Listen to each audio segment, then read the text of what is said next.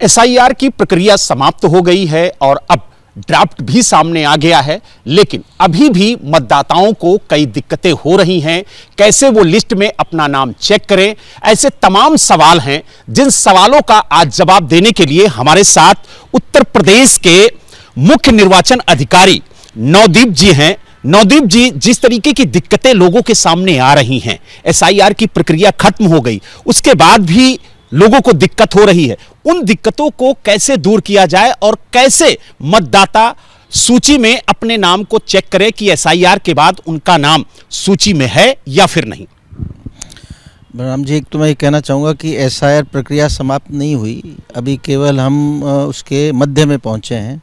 इसका एक चरण समाप्त हुआ है जिसे हम गणना चरण बोलते हैं। बीएलओस घर घर जाकर लोगों को एन्यूमरेशन फॉर्म दिया, गणना फॉर्म कलेक्ट किया वापस, और उसके आधार पे हमने ड्राफ्ट वोटर लिस्ट प्रकाशित की।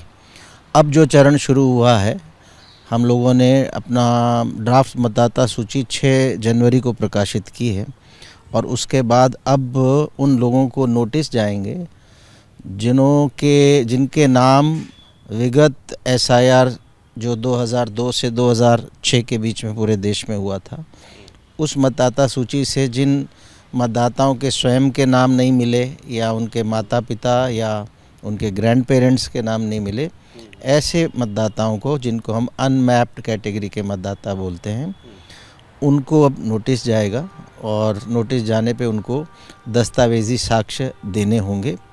मैं ये भी स्पष्ट करना चाहता हूँ कि ये जो नोटिस जाएंगे, ये उन लोगों को ही जाएंगे जिनका नाम ड्राफ्ट मतदाता सूची में आया है।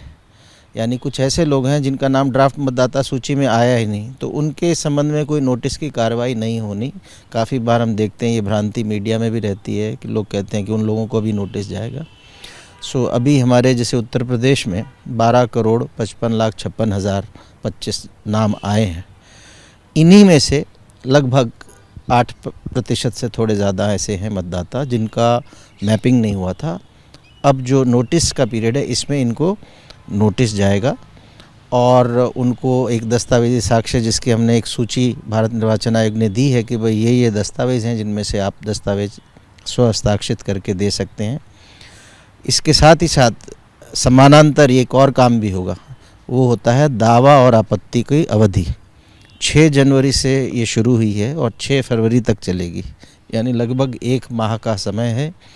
इसमें जब ड्राफ्ट मतदाता सूची प्रकाशित हुई तो हमने जनता से यही अनुरोध किया कि सब लोग अपना नाम इस मतदाता सूची में जांचें, और हमने इसको बहुत आसान बना दिया है।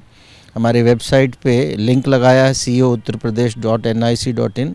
उस पर कोई भी आदमी जाके जब क्लिक करता है तो एपिक का एक बॉक्स आता है कि इसमें अपना एपिक नंबर लिख दो।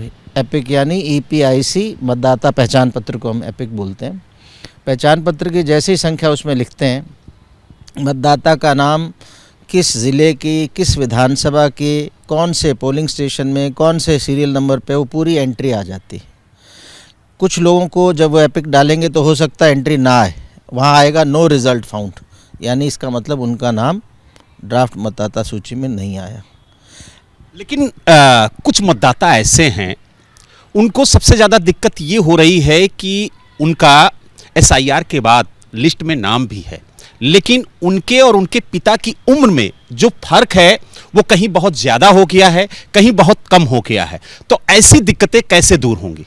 बिल्कुल आपने सही कहा कि एक तो नोटिस जाएगा उन मतदाताओं को ड्राफ्ट मतदाता सूची में ही जिनके नाम हैं, लेकिन जिनकी मैपिंग नहीं है। उसके बाद ऐसे मतदाताओं को भी नोटिस जाएगा जिन्होंने मैपिंग तो करवाई, लेकिन उसमें त्रुटियां हैं। कई तरह की त्रुटियां हैं कि जैसे जिस व्यक्ति से पिता के रूप में मैपिंग कराई गई, पता लगा दोनों की आयु में 15 साल से कम का अंतर है, या दोनों के आयु में 50 साल से अधिक का अंतर है, या किसी ने अपने दादा के नाम से किसी व्यक्ति के साथ मैपिंग कराई, उन दोनों की आयु में 40 साल से भी कम का अंतर है, या पिता के रूप में जिससे मैपिंग कराई वो नाम हमारे रिकॉर्ड से मैच नहीं कर रहे। तो ये इस तरह की जो लॉजिकल डिस्क्रिपेंसीज़ हैं, उसमें इस तरह का केस आता है जो आपने कहा। ऐसे लोगों को भी अगर नाम की कोई त्रुटि है तो वो तो कई बार स्पेलिंग मिस्टेक्स या थोड़ा उसके अंदर से भी होता है तो वो BLO उसको देख लेगा। लेकिन अगर ज़्यादा बिल्कुल ही नाम अलग हैं या जैसे मैंने कहा आयु की मिसमैच है, कोई आपस में ऐसा प्रतीत नहीं हो रहा कि ये व्यक्ति इसका पिता या दादा रहा होगा, आयु में इतना कम अंतर क्यों है, ऐसे लोगों को भी नोटिस जाएगा।